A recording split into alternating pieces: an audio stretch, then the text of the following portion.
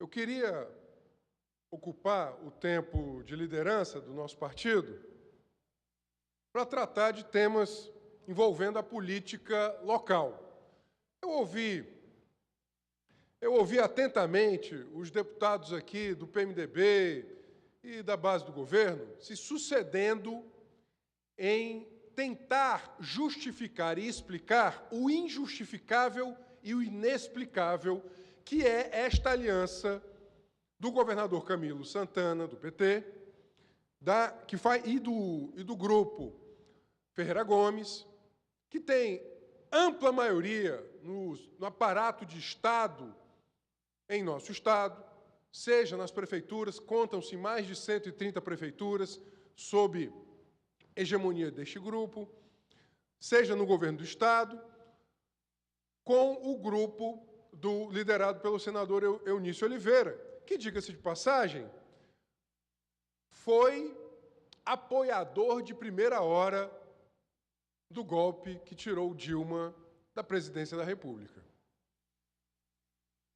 Tem uma frase que me parece lapidar para os tempos atuais, de tamanho descrédito da política, de absoluto desalento das pessoas, de absoluta repugnância da sociedade em relação à esfera política. A força vem da coerência.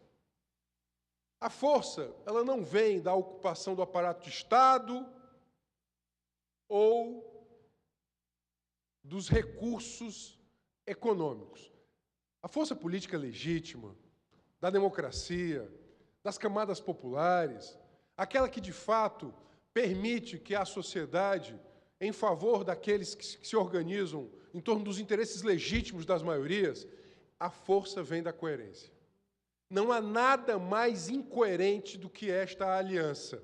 Não há nada mais, de fato, que causa mais repugnância ao cearense que agora nos ouve, que passou talvez o dia ouvindo a Rádio Assembleia, do que ver antigos adversários, figadais, agora absolutamente unidos em torno da partilha do butim do Estado. Porque se trata disso.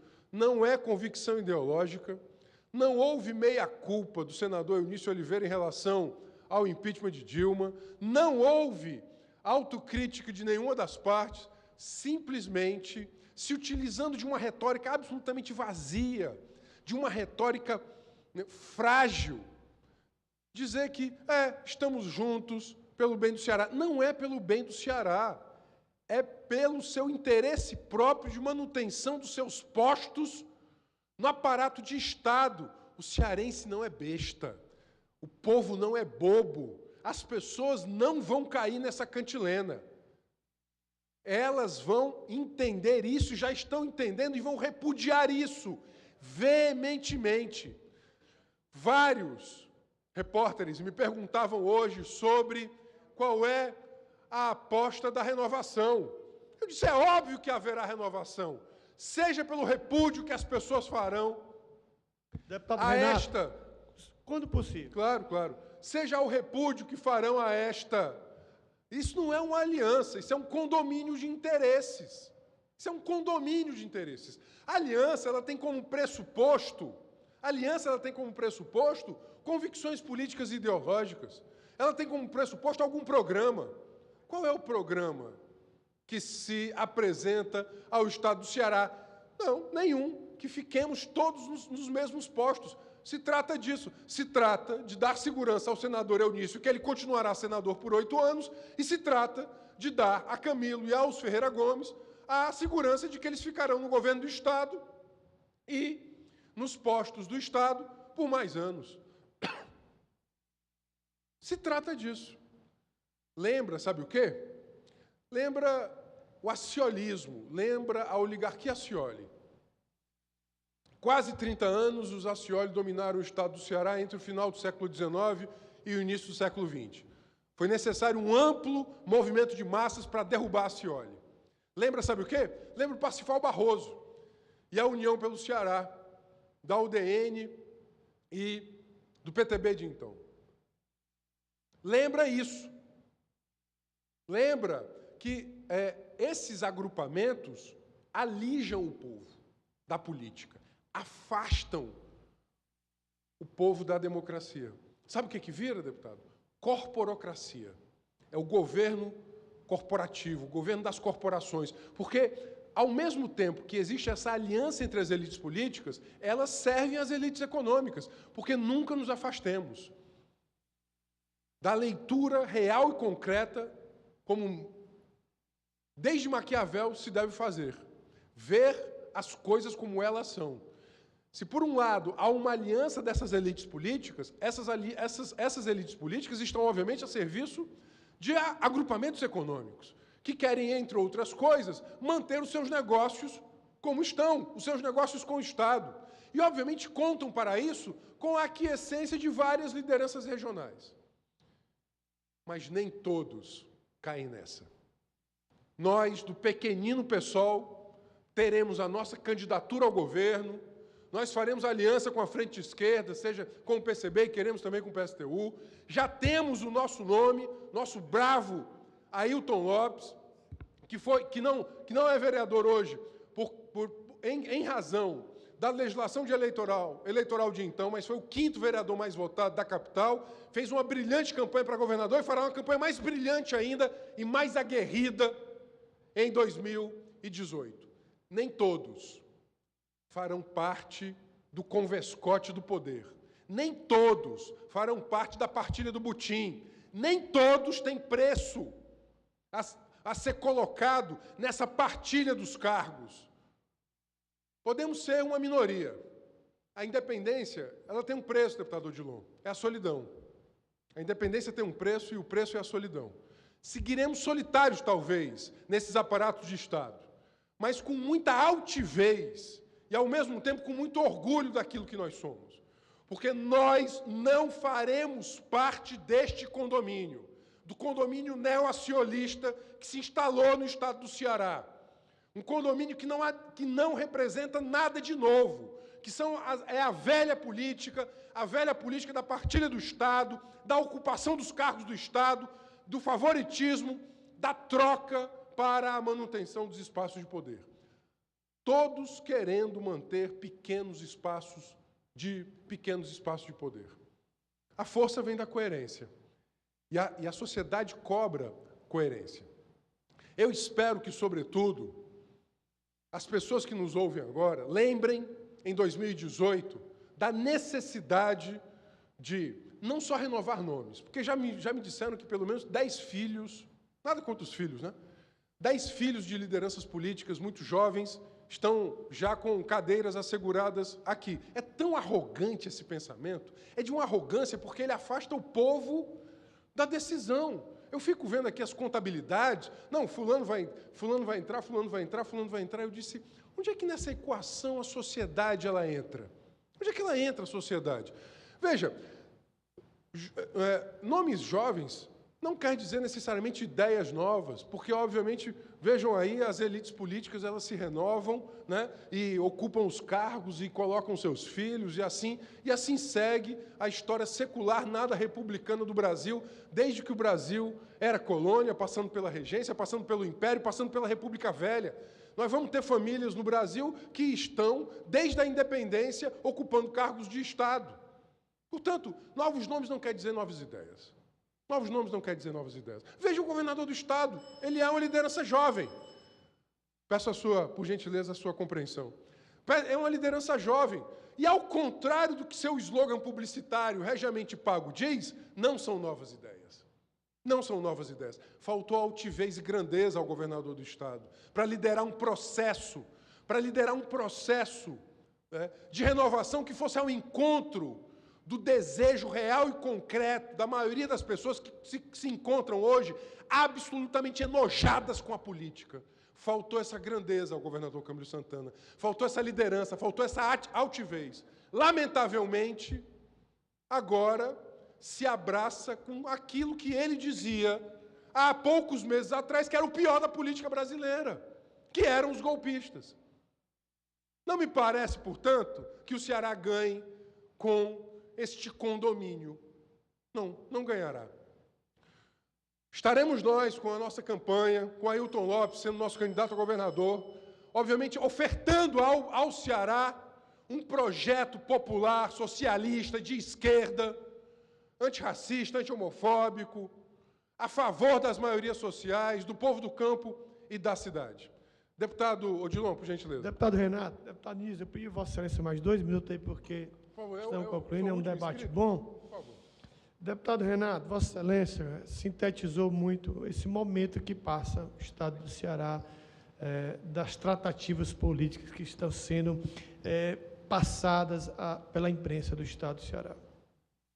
E Vossa Excelência falou uma coisa muito forte, diz, coerência, força da coerência.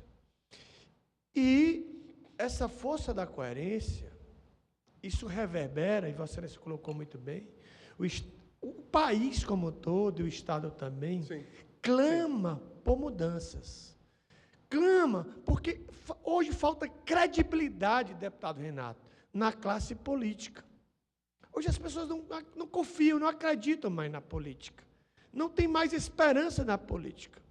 E tudo isso, com certeza, refletirá nas eleições do próximo ano. Então, todas essas tratativas, todas essas figuras emblemáticas, esses slogans, está sendo construído para o Estado do Ceará, em nome do Estado, e Vossa Excelência colocou muito aí, e não há interesse do Estado, e sim interesses pessoais. Precisa combinar com o povo. Será que o eleitor está concordando com tudo isso? Será que a população que nos escuta nesse momento não está envergonhada com tudo isso? Usando essa simbologia, deputado Joaquim Noronha, de ser dos interesses do Estado do Ceará. Qual é o interesse do Estado do Ceará mesmo? Quais são os grandes problemas do Estado do Ceará que estamos passando neste momento? Qual é o debate desta casa para solucionar o problema do Estado do Ceará? Dos grandes problemas do Estado do Ceará. O povo do Estado do Ceará quer dinheiro, quer trazer esse recurso para o Estado do Ceará, quer. Vou dar mais um minuto, deputado. Mas quer também solucionar o problema da segurança, o problema da saúde. É essa participação que eu queria dar e parabenizar Vossa Excelência. Obrigado, deputado. E, a par das localizações que possamos ter no próximo ano, eu queria aqui reiterar, nós só sairemos desta crise político-ética, econômica, fundamental em que nós estamos. Eu pediria ao deputado Nísio, presidente, me inscrevesse aí também e transferir o tempo do meu tempo a Vossa Excelência. Obrigado. E queria, sobretudo, deputado, concluir dizendo da necessidade de que nós possamos inaugurar uma nova etapa. O Ceará tem uma agenda velha. Por gentileza, só acrescer o tempo que foi cedido pelo deputado Odilon. Portanto, eu queria dizer que nós estamos com uma agenda velha. A agenda de recursos hídricos hoje, veja, centenas de pessoas hoje estão ameaçadas de desabastecimento humano e o governo do Estado dedica os seus esforços para manter abertas termoelétricas. Tecnologia velha. O governador do Estado apresenta ao Ceará uma agenda velha de 10 anos atrás. De 50 anos atrás, de uma indústria de base movida a carvão mineral. Nós estamos com 1 milhão de miseráveis ainda no estado do Ceará. Nós estamos, portanto, vivendo uma agenda velha e a preocupação é se manter, a preocupação é que se mantenham no poder. Isso é um absurdo, deputados. Isso é um absurdo, o povo do Ceará. Veja, aqui o que me move não é só a condição de parlamentar que faça oposição programática a esse governador, mas é porque, mesmo aqui, e eu passei esses últimos 3 anos, meu primeiro mandato, fazendo uma oposição programática, fazendo uma oposição aberta, me pautando pela lealdade, mesmo que deve haver entre adversários, nem isso eu imaginaria. Esta falta de altivez, essa falta de capacidade de liderança, o que moveu esta aliança, o que moverá esta aliança, tão única e exclusivamente os interesses por suas cadeiras. Portanto, eu finalizo e queria, sobretudo, agradecendo aqui a sessão do tempo, do deputado Odilon, dizer que nós não vamos compactuar com isso. E os cearenses não faltarão ao encontro com a história. Os cearenses não faltarão ao encontro com a história. Deputado Niso, uma das mais belas páginas da sociologia brasileira foi escrita em 1934 e dizia assim: precisa-se do Ceará. Na verdade, foi inclusive um intelectual com o qual eu tenho enorme diferença, que não faz parte da matriz de pensamento que eu reivindico. Mas ele dizia em 1934, precisa-se do Ceará. Ele dizia em 1934 isso porque dizia que o cearense ele entrava na história do Brasil como corajoso, bravo, como aquele que se lança, vencendo a miséria, lutando contra a sua miséria e sua própria fome. Ele se lançava ao mundo, buscando, sobretudo, construir a economia brasileira com trabalho, com denodo. Nós sabemos que a história do Ceará é uma história muito triste, é uma história de elites políticas e econômicas que são, obviamente, estas próprias elites, absolutamente vinculadas à permanência das suas estruturas de poder e de economia. Nós estamos em 2017. Nós precisaríamos de um pensamento político, desde baixo, que galvanizasse as maiorias sociais, os movimentos sociais, as classes trabalhadoras do campo da cidade por um outro projeto, que eu não diria um projeto de desenvolvimento, mas uma alternativa de distribuição da riqueza, do saber e do poder. Nós já fomos, há muitas décadas atrás, um povo que se orgulhava da sua audácia, do seu atrevimento. Esta aliança é o contrário de tudo isso. É a falta de audácia, é a falta de atrevimento, é um amofinamento. Esses que dominam o Estado se amofinam. Eles podem até garantir vitória fácil, eles podem até garantir os seus lugares no Senado, no governo, na partilha do butim. Mas eles saem menores na história. Eles saem menores na história. Os historiadores do futuro vão anotar essa página da história do Ceará como uma página triste. Eles saem menores na história. Parece que eles não aprenderam, né? Lula veio ao Ceará e dizia: quem vota num, vota no outro, quem vota num, vota no outro. E foram traídos.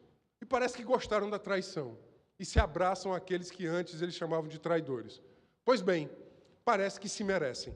Mas nós, obviamente, estamos aqui, independentes, mesmo que solitários, para dizer que nós queremos oferecer, do nosso tamanho, uma alternativa, desde baixo, dos interesses do homem e da mulher, do campo e da cidade, daquele que vive do seu trabalho, das classes trabalhadoras, aqueles que não suportam esta velharia política, aqueles que não suportam essa artimanha como método de fazer política. Política, para nós, é a disputa daquilo que nós fazemos hoje para aquilo que nós queremos ser no futuro. E o que queremos ser no futuro não é fruto dessa artimanha. Sabe o que gera? Sabe qual é o futuro que gera essa aliança? Mais do mesmo. E o povo está cansado de mais do mesmo. Sabe qual é o futuro que essa aliança entre Eunício e Camilo apresenta?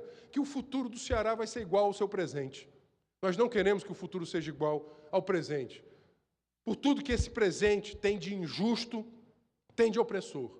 Nós precisamos reescrever o futuro. Nós estamos dispostos a reescrever o futuro. Nós sabemos do nosso tamanho. Nós sabemos do nosso tamanho.